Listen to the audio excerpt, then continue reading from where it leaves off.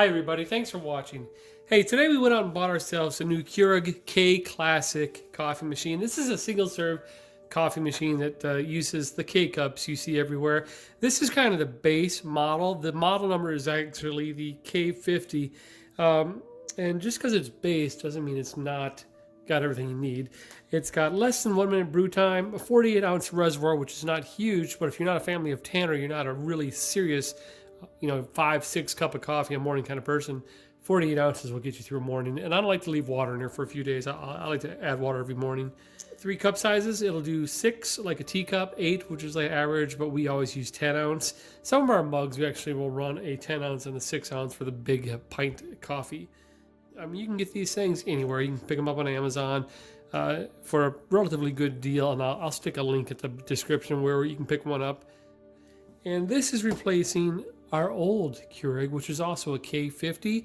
Our old Keurig was probably 4 years old, and my wife and I figured out the math. We probably have 4 cups of coffee a day between the two of us, so that's about $1,200 a year.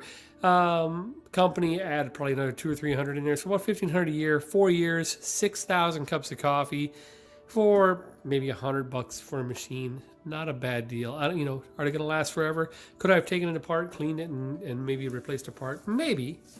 But it's nice to go and get a brand new Keurig once in a while.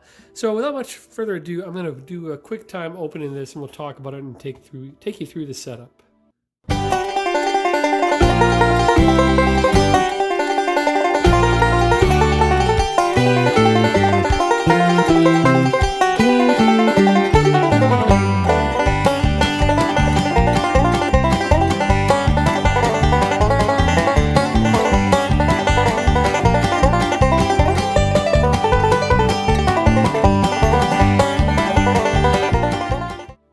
Okay, we're back in real time, and Keurig has really perfected the art of packaging. Everything came together. There was strapping tape all over the place for the parts that will, perhaps come loose during transit. You've got your 48 ounce reservoir here where you pull off, lift up and pull out. Just fill that up with a pitcher of water or via the sink.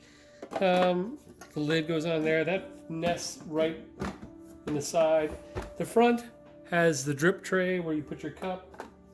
This comes apart for easy cleaning because there's always a little spillage. Life happens, right? Slide that back in place. The part that accepts the K-cup or your screen filter. We use screen filters because we just buy Starbucks coffee and put it in the filters. We don't actually buy the K-cups. My wife has, so she just prefers using the reusable screens. That is the part that holds the K-cup. Here's the part that injects the hot water with a little needle that will puncture the K-cup. Over here, you can see the settings and the annunciator panel.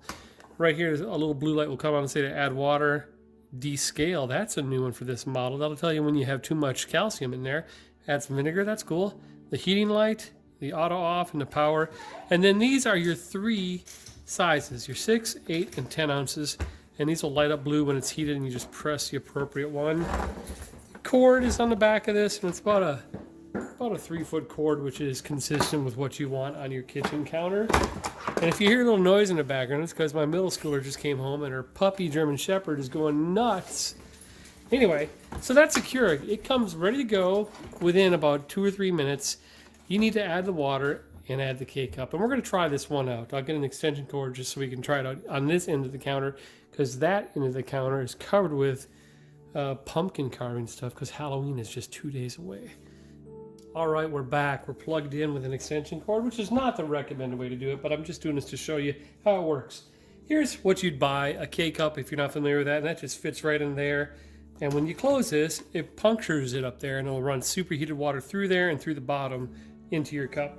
We're not going to use this today. Here's what I was talking about. We use these reusable screens that you just rinse out, but they fit in this little enclosure. I'll fill some just Starbucks in there, close that, and that goes in here, but you have to take this piece out first, which just pulls out like that.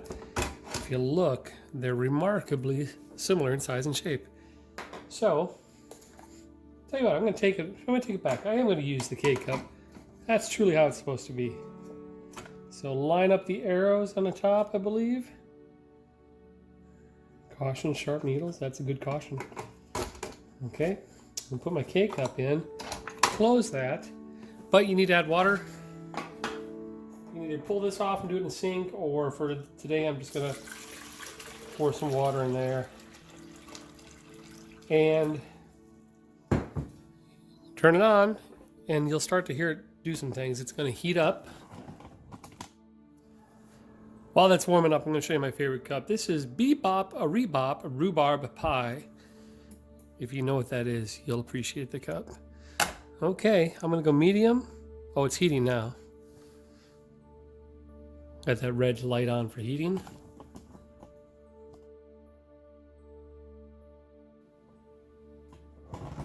And when these light up, I think they typically turn blue, we are ready to go.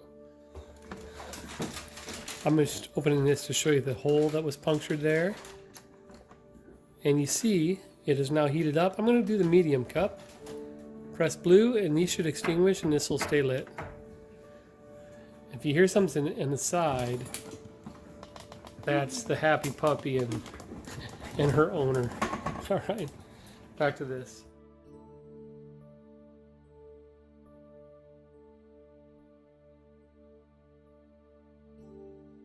In the mornings, it doesn't seem to take this long. I just put the coffee in, start it going, and go get my cup.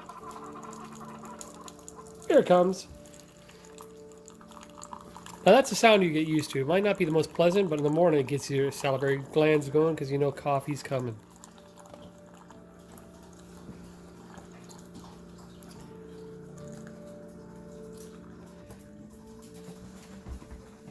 And this is going to be welcome because we're actually doing a trampoline park tonight. I need energy. There you go.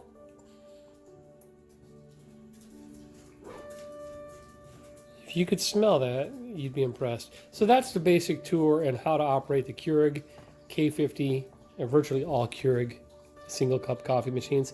Hope this helps. Hey, if you want to get one of these for yourself, I'll put the link in the bottom in the description. And if I can find this, I'll put a link for that too. All right. Thanks for watching, guys.